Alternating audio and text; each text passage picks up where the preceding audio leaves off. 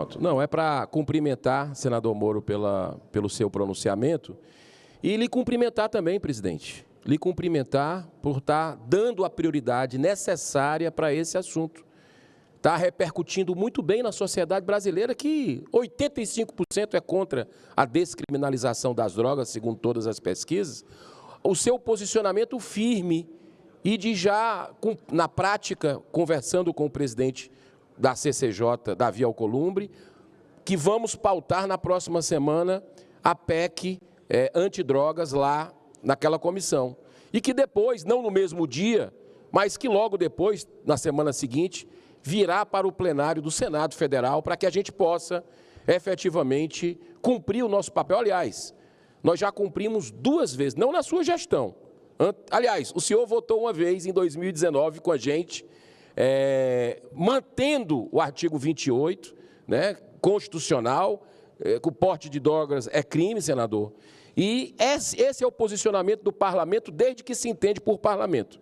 Né? Em 2006, quando o presidente era Lula, também houve uma discussão sobre esse assunto e a tolerância também foi 0.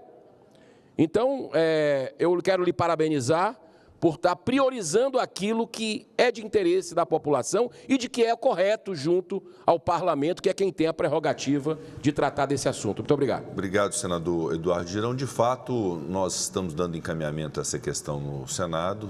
Na próxima semana deve ser pautada a PEC, na relatoria do senador Efraim Filho.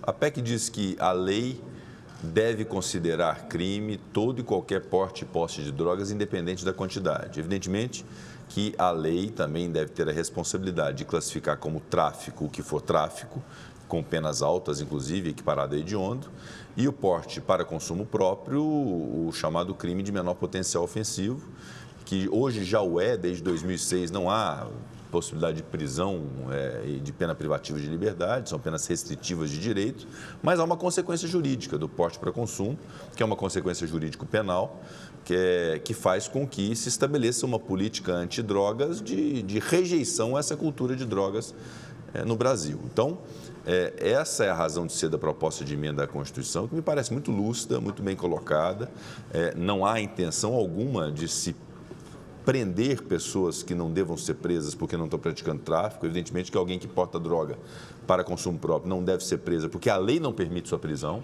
Então, isso está muito claro, né? Esse horizonte está muito claro. Eu acho que uma ponderação que nós temos que fazer, até a título de esclarecimento, porque existe a tese, hoje o Supremo se dedica a isso, nesse julgamento que foi paralisado ontem com pedido de vista. Uma coisa é a declaração de inconstitucionalidade do artigo 28, que, se houver como declaração de inconstitucionalidade, significará a descriminalização do porte de drogas. Isso, para mim, é muito claro. Concorda, senador Sérgio Moro? Que, na verdade, havendo uma declaração de inconstitucionalidade, deixa de existir no mundo jurídico o tipo penal do porte para uso, significa que alguém que estiver portando droga para consumo próprio não terá consequência alguma aquele fato, se que a droga vai poder ser apreendida, e muito menos o autor ser autuado, classificado até para fins de estatística. Né? Então, seria um nada de coisa alguma, como consequência jurídica, esse fato. Então, isso é uma coisa. Outra coisa diferente é a definição de quantidade para se classificar como tráfico ou se classificar como porte para uso, que é uma coisa distinta da discussão sobre inconstitucionalidade. O que nos motivou como reação principal foi que uma declaração de inconstitucionalidade que vai significar, sim, na prática e juridicamente, a descriminalização da conduta, era algo que nós não podíamos concordar, porque isso cabe ao parlamento decidir se algo deve ser crime ou não. Agora, a decisão sobre quantidade que classifica uma conduta ou não, o indicativo que deva ser de tráfico de porte para uso, o que nós não queremos é que haja uma definição disso por quantidade e que, ao se definir uma quantidade que é porte para uso, esse fato de porte para uso não ter nenhum tipo de efeito jurídico. Então, são duas coisas distintas que hoje estão sob julgamento do Supremo Tribunal Federal, mas a vingar, isso é importante que se diga, a vingar a tese da inconstitucionalidade, o que se estará fazendo é descriminalização da conduta numa invasão de competência do Congresso Nacional.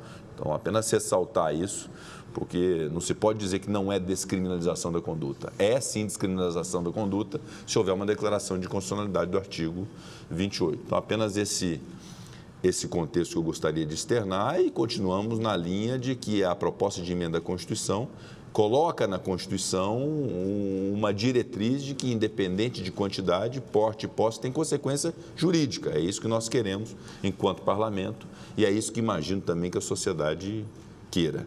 Portanto, fica esse registro. Na próxima semana continuaremos a debater esse tema.